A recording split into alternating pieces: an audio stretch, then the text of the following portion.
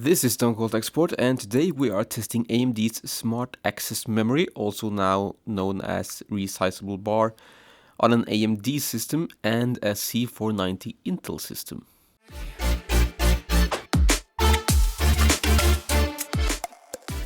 So resizable bar support has been added to many Z490 boards at the time of this recording.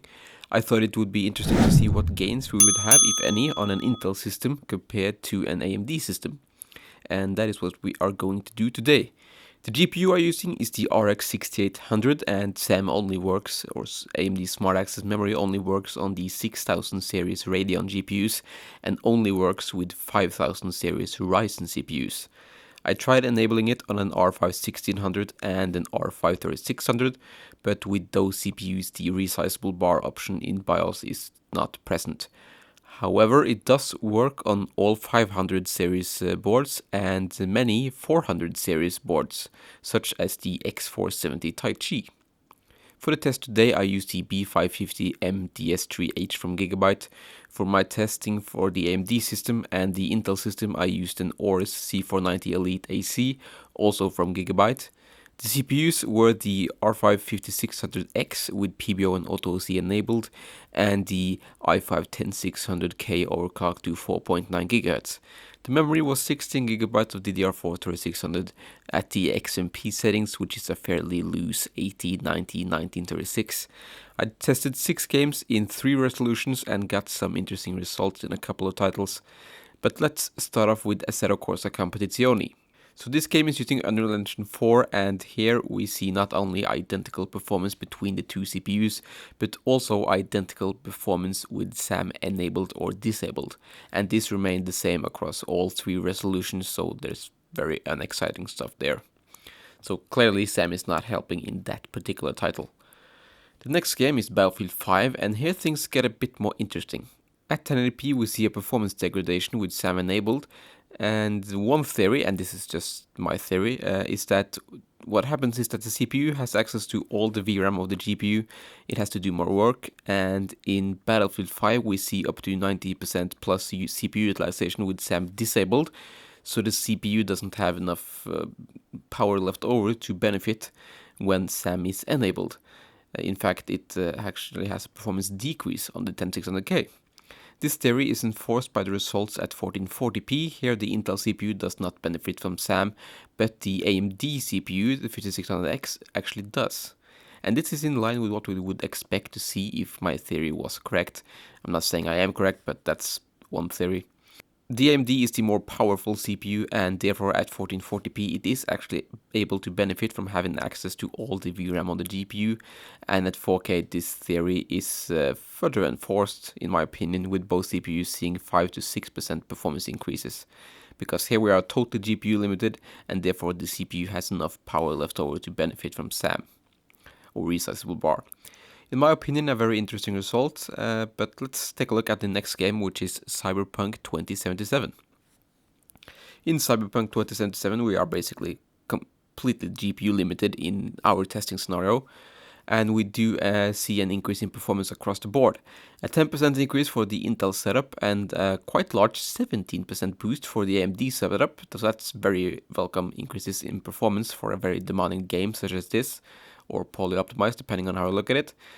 And if we move to 1440p, we still see increases in performance, but we are now down to 6% for the Intel setup and 10% for the AMD setup, so still pretty impressive performance increases from just a toggle in the BIOS. At 4K, it's less impressive. We are seeing a 2% increase for the Intel setup, but a 6% increase for the AMD setup, and all in all, a really worthwhile feature for this game. But let's take a look at a game that is limited by our CPU. The Elder Scrolls Online is CPU limited in that it's not able to take advantage of all the threads our CPU has on offer, and here we actually see an increase in performance for the Intel setup, but for our AMD setup we see a performance degradation.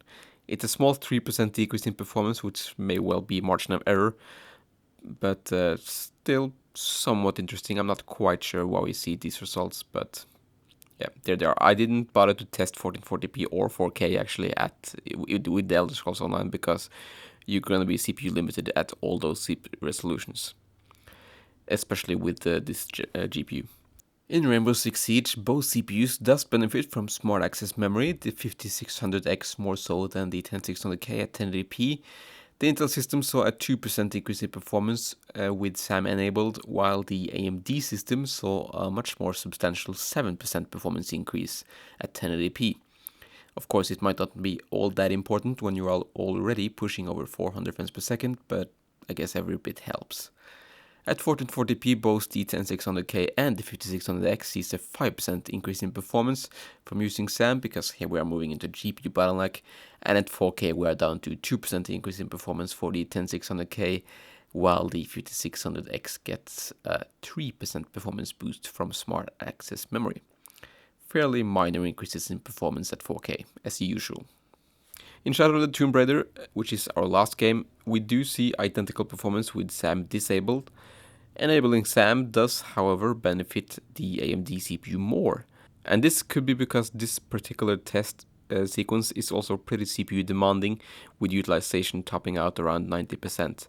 The 5600X saw a 7% increase from SAM, while the 10600K saw roughly half that. If we increase the resolution to 1440p, things change a bit. Now both CPUs have similar performance with and without SAM enabled.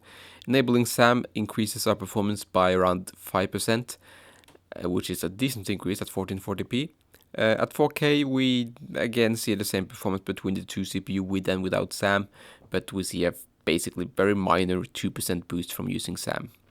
In conclusion then, AMD's smart access memory, or resizable bar if you will, does function just fine on the Z490 platform and does give you a 3-ish performance boost, provided that you have the CPU horsepower available, which the 10600K does not actually have in some of these cases, well, in Battlefield 5.